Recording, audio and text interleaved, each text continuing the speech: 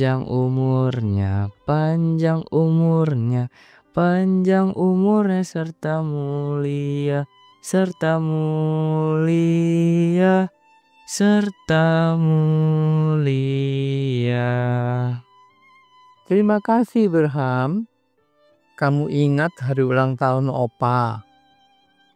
Semua orang ingin hidup lama di dunia ini. Tapi dalam Mazmur 92, kita diingatkan agar pada masa tua harus masih berbuah untuk memberitakan bahwa Tuhan itu benar. Bahwa Ia gunung batuku dan tidak ada kecurangan padanya. Berham doakan agar Opa terus berbuah. Hidup anak cucu Opa di seluruh Indonesia juga harus berbuah.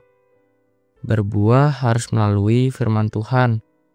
Hari ini kita lanjutkan perenungan firman Tuhan tentang roh yang mempersatukan.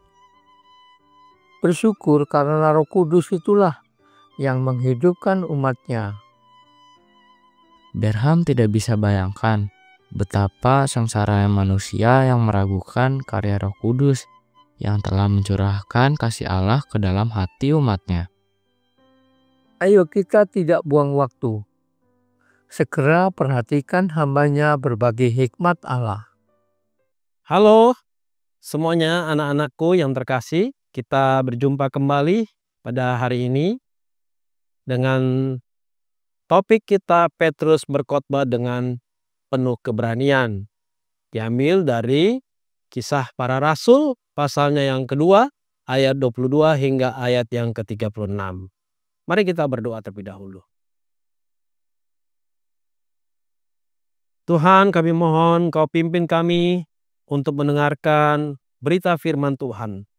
Tolonglah hamba-Mu yang menyampaikannya, tolong juga anak-anak di rumah yang mendengarkannya. Demi nama Yesus kami sudah berdoa. Amin. Anak-anak yang Bapak kasihi, kalian tentu kenal siapa Simon Petrus, ya? Simon Petrus itu adalah murid Tuhan Yesus yang paling mula-mula dipanggil oleh Tuhan Yesus. Ya, yang termasuk dekat dengan Tuhan Yesus. Yang dekat dengan Tuhan Yesus adalah Simon Petrus, Yakobus dan Yohanes yang sering mendampingi Tuhan Yesus. Simon Petrus orangnya dulu suka berubah-ubah, ya. Sebentar dia maju, berani membela Yesus jadi pahlawan, sebentar dia penakut, mundur, ngumpet. Lalu kemudian dia juga menyangkali Yesus. Nah, itu dulu ya. Tapi anak-anak, setelah hari Pentakosta, yaitu Roh Kudus turun, Simon Petrus mengalami perubahan yang dahsyat. Ya, karena apa? Karena pekerjaan Roh Kudus. Sehingga sifat manusiawinya yang dulu berubah-ubah, bimbang, penakut, sekarang dikuasai Roh Kudus, anak. Sehingga Simon Petrus jadi berani, ya. Nah, pada hari Pentakosta itu ketika mereka bersaksi tentang siapa Yesus, ya, dia berusaha meyakinkan orang-orang Yahudi di sana. Walaupun mereka mencibir, mengira Petrus dan teman-temannya dalam keadaan mabok, ya, atau nggak waras, ya. Masa siang-siang ngomong seperti ini, begitu kan? Tapi Simon Petrus tidak peduli. Dia punya keyakinan bahwa hari itu adalah hari yang pas, ya, untuk mengabarkan Yesus kepada orang-orang yang belum percaya ini. Maka Simon Petrus mulai mengkhotbahkan tentang Yesus. Bahwa Yesus sudah disampaikan, sudah dinubuatkan sejak dahulu dalam perjanjian lama. Ya, nabi-nabi sudah menubuatkan, memberitahukan sebelumnya bahwa Yesus akan datang menjadi penolong, juru selamat bagi umat manusia. Kepada Raja Daud sudah diceritakan oleh Tuhan bahwa Yesus akan datang sebagai keturunan Daud, ya, bahwa Daud adalah nenek moyang, bapak leluhur dari Yesus Kristus. Daud adalah raja Israel yang paling berpengaruh, paling terkenal, karena zaman Daudlah kerajaan Israel bisa dikenal luas di mana-mana. Baru kemudian setelah itu kerajaan Salomo. Raja Daud adalah raja yang paling diurapi oleh Tuhan karena kelembutan hatinya. Nah, Yesus adalah keturunan dari Raja Daud. Ya, berarti Yesus adalah keturunan dari seorang raja yang besar, yang hebat, yang pernah ada di Yerusalem. Ya. Tetapi berita tentang Yesus tidak ditanggapi oleh orang-orang Yahudi. Ya. Bahwa Yesus adalah keturunan Daud. Kerajaan Yesus nanti akan lebih besar daripada kerajaan Daud. Kerajaan Daud sementara, ya. Kerajaan Yesus selamanya. Tapi itu pun ditolak oleh mereka. Karena apa?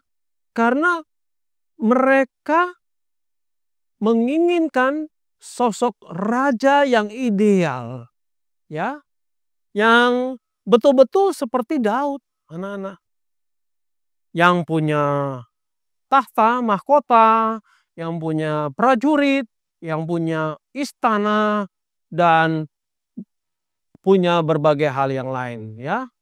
Tapi ketika mereka melihat Yesus, Yesus itu ternyata lahir bukan di istana, bukan dari keturunan raja seperti Daud di istana dengan raja yang bermahkota. Tapi Yesus lahir dari seorang anak tukang kayu.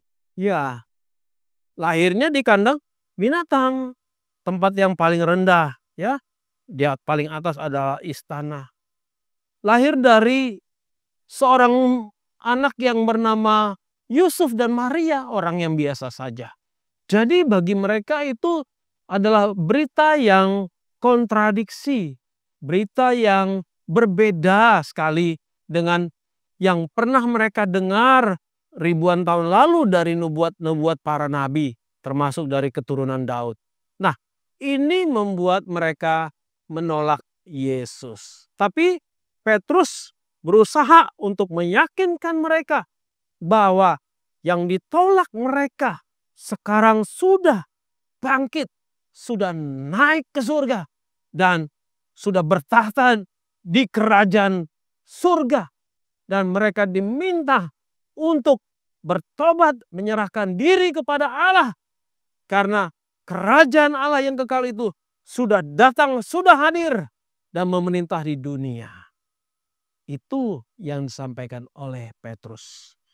Supaya mereka bertobat kembali kepada Allah. Karena Allah mengasihi mereka. Walaupun mereka menolak Allah. Walaupun mereka menyalibkan Yesus. Tapi Yesus tetap mengasihi mereka dan ingin menyelamatkan mereka. Demikianlah apa yang disampaikan oleh Simon Petrus pada hari Pentakosta. Kiranya berita yang disampaikan Simon Petrus, berita itu juga masuk dalam hati kamu dan kamu terima Yesus dalam hati kamu. Mari kita bersatu dalam doa. Terima kasih Tuhan untuk berita tentang Yesus yang adalah Tuhan, yang adalah Raja. Berita pertobatan yang disampaikan oleh Simon Petrus kepada bangsa Yahudi. Berita itu juga kami dengar hari ini. Kami boleh makin yakin bahwa Yesus adalah Tuhan yang hidup bagi umat manusia. Amin.